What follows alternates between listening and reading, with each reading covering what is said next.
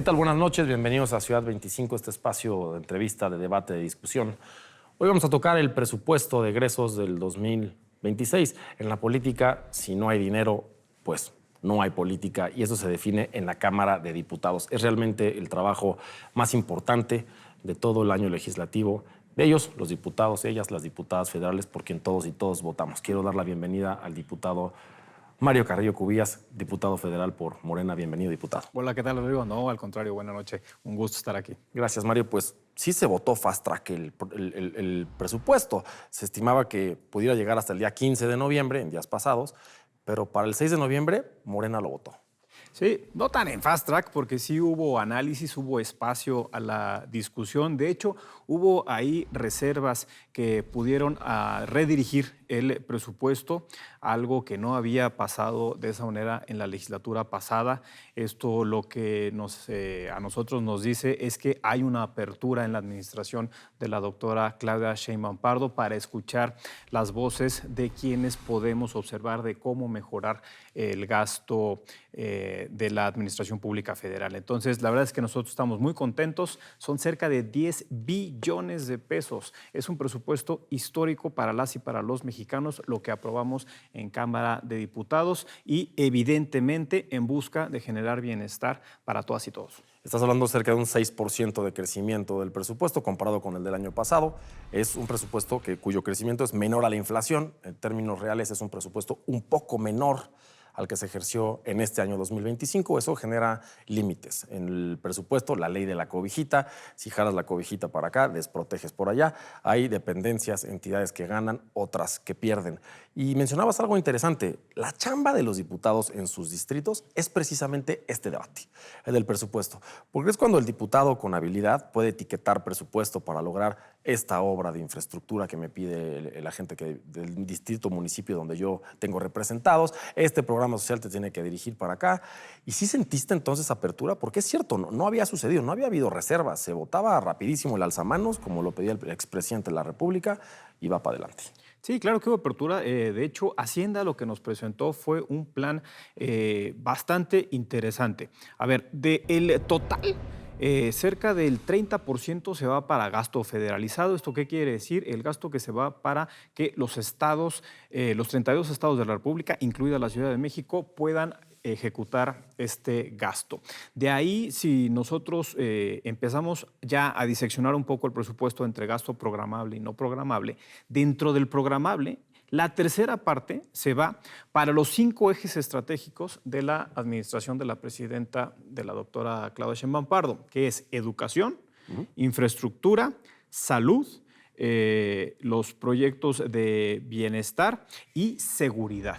Estos 5 rubros son los que se fortalecen en busca de generar bienestar, pero también un dinamismo económico, oportunidades de empleo y, por supuesto, que la gente tenga dinero en el bolsillo para que tenga tranquilidad, estabilidad y una buena calidad de vida. No cabe duda que en bienestar los programas sociales ha sido la prioridad del sexenio anterior, del actual sexenio. Estás ya cerca de 1 billón con B de bueno de pesos de ejercicio fiscal, va el presupuesto para allá, que acaba en las familias beneficiarias de estos proyectos. Pero mencionabas la seguridad, tuvo una disminución el presupuesto en la seguridad. Educación para arriba, hay más presupuesto en educación. Energía, cerca del 10% de aumento. Pero ahí hay letra chiquita, ¿no? Entiendo que este presupuesto de energía también se va a utilizar para cubrir la deuda, el déficit que tiene Petróleos Mexicanos. La mala administración de Petróleos Mexicanos, la gran deuda que existe a proveedores, se va a pagar con PEF, o sea, se va a pagar con el dinero de todos los mexicanos. Así lo es, porque hay que entenderlo como lo tiene la visión de nuestra presidenta. A ver, uno de los grandes productores de economía en nuestro país es Pemex. Tenemos que rescatarlo, no podemos dejarlo morir y por eso es que dentro de este presupuesto, ojo, que no es con la deuda adquirida, se va a garantizar los pagos pendientes que tiene Pemex, una fuerte inversión a la Comisión Federal de Electricidad, de manera que podamos lograr la soberanía energética.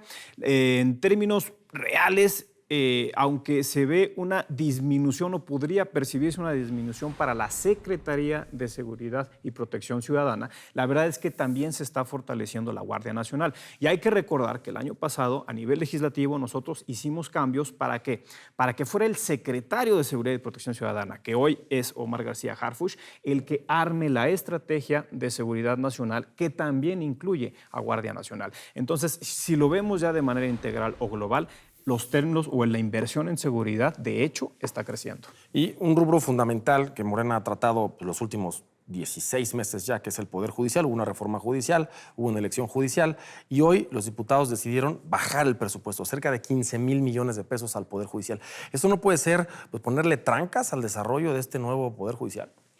Bueno, la verdad es, lo que nosotros estamos ajustando es, primero, la eliminación de los fideicomisos que tenían, por supuesto que ya no puede contemplarse dentro del PEF, y un ajuste o un reajuste porque en muchos casos los salarios sobre todo de los altos niveles dentro del Poder Judicial sobrepasaban lo que legalmente se dice en la Constitución, que nadie podía ganar más que el presidente de la República. Entonces, es un ajuste de salarios conforme a nuestra realidad en México. No podemos tener una, digamos, alta jerarquía o clase dentro del Poder Judicial y por eso es que se están haciendo los recortes y sobre todo porque hoy con los nuevos mecanismos de selección democrática, nosotros consideramos que el Poder Judicial ya no necesita tanto dinero y sobre todo también impulsando lo que hoy ya tenemos. Por ejemplo, tenemos una Ley General de Mecanismos Alternativos de Solución de Controversias que lo que busca es que muchos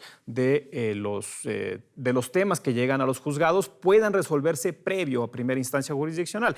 Esto te despresuriza cerca del 50% de los casos y entonces te permite que el Poder Judicial ya atienda menos y por lo tanto ocupe menos recursos para su ejercicio. La oposición, si fue incisiva en uno de los puntos en esta votación, fue en el dinero para el Poder Judicial. Dijeron, ya le dieron en la torre al Poder Judicial con la elección, ahora le están quitando el dinero y se lo están quitando a los jueces que acaban de ser electos y eso va a generar que en el corto plazo haya mucho más atraso en la impartición de justicia.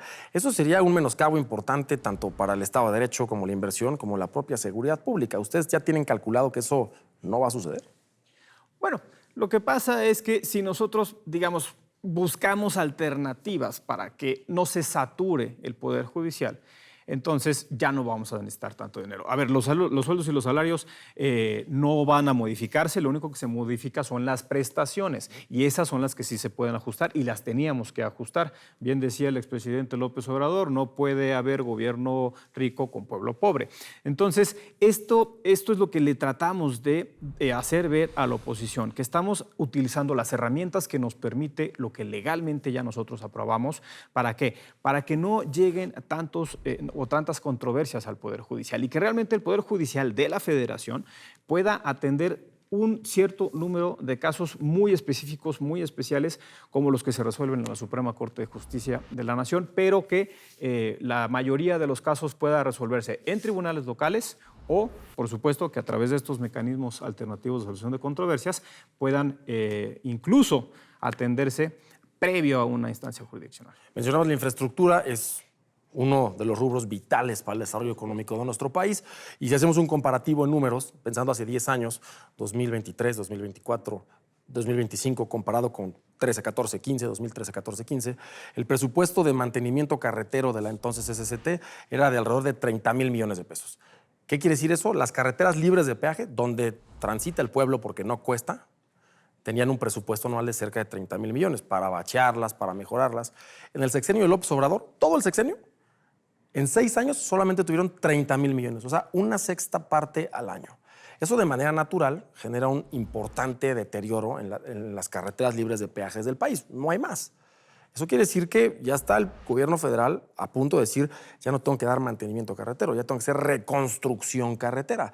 O sea, el vehículo que estaba cuidado de cierta manera ya se deterioró. Ya se está considerando, ahora sí, invertir en la infraestructura pública de México.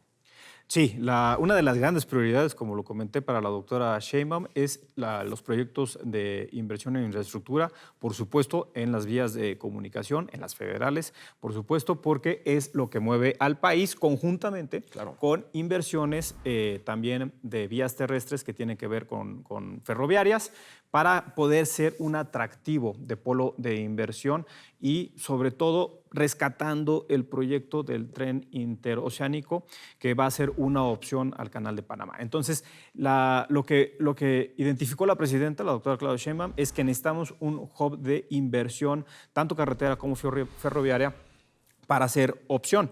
Y lo interesante es que hoy, en términos reales, la inversión en proyectos de infraestructura crece conforme al último sexenio, al último año del sexenio del licenciado López Obrador. Pero además también la doctora Claudia Sheinbaum le mete inversión, son cerca de 24,000 millones de pesos que le manda a proyectos relacionados con agua, porque también había quedado un poco rezagado la inversión y hoy, ante los cambios que ella está proponiendo, sobre todo en la Ley de Aguas Nacionales y en la Ley General de Aguas, es importante que se mantenga este nivel de inversión. En términos globales, los proyectos de infraestructura representan la primera inversión de economía en la región. ¿Por qué? Porque te genera no solamente el consumo de la materia prima de la región, te consume la mano de obra primaria y secundaria, con eso dinamizar la economía de la región, y eso te permite también al final del día tener un crecimiento económico a nivel nacional. Al servidor público que ve presupuestos, todos estos números se traducen en una palabra: presión de gasto. Tengo presión, y seguramente van a visitar a los diputados, los cabilderos de dependencias privados para decirle: sí, me vas a dar 20,000, pero necesito 60,000, ¿no? Me vas a dar 5,000, pero necesito 50,000. No alcanza. Y esto se ha resuelto en los últimos 7 años con un significativo aumento de la deuda del país. Hoy, en el presupuesto de 10.19 billones de pesos, 17 de cada 100 pesos vienen de la deuda. Esto nos deja ver que en el cortísimo plazo, o sea, estamos hablando del presupuesto del próximo año, hay una de 3 opciones: o le bajan al nivel de gasto social, que ya es un derecho constitucional, sería socialmente inaceptable; otra es más deuda, que parece que vamos para allá. Va a llegar un momento, no faltan muchos meses, donde se le ponga en la mesa a los diputados de Morena el IVA a los alimentos y a las medicinas, porque parece inviable seguir adquiriendo esta deuda. Y un proceso de modernización fiscal como el que tú hablas requeriría muchísimo tiempo y muchísimas resistencias, diputado. Sí, y a ver, que quede claro, no estamos buscando nosotros aumentar el IVA.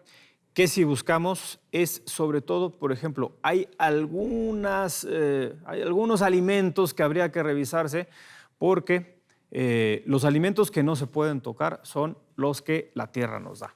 Ese no lo podemos tocar, pero los que están modificados, los que ya están alterados, eso sí tendríamos que estar revisando. Y el tema de medicinas me gusta que se toque. ¿Por qué? Porque es una facultad, digamos, o una promesa que ha hecho la presidenta, la doctora Claudia Sheinbaum, de que cuando en el sector salud llegue alguien a atenderse, se garantice la atención médica, la infraestructura hospitalaria, pero también el tema de los medicamentos a través de Birmex. Entonces, sería el Estado mexicano el que estaría absorbiendo un probable aumento del impuesto al valor agregado en las medicinas, y por el otro lado, eso sería en el sector público. En el sector privado, pues entonces ya habría, digamos, una puerta para que el consumidor a nivel privado pueda estar pagando este tipo de impuestos. Pues, diputado, se nos va el tiempo. Gracias por estar con nosotros. Rapidísimo, se va como agua. Gracias. Pero espero que haya por lo menos quedado un poco más claro a la audiencia cuáles son las prioridades de este presupuesto histórico y, por supuesto, cuáles son las prioridades de nuestra presidenta, la doctora Claudia Sheinbaum. Muchas gracias, diputado. Gracias.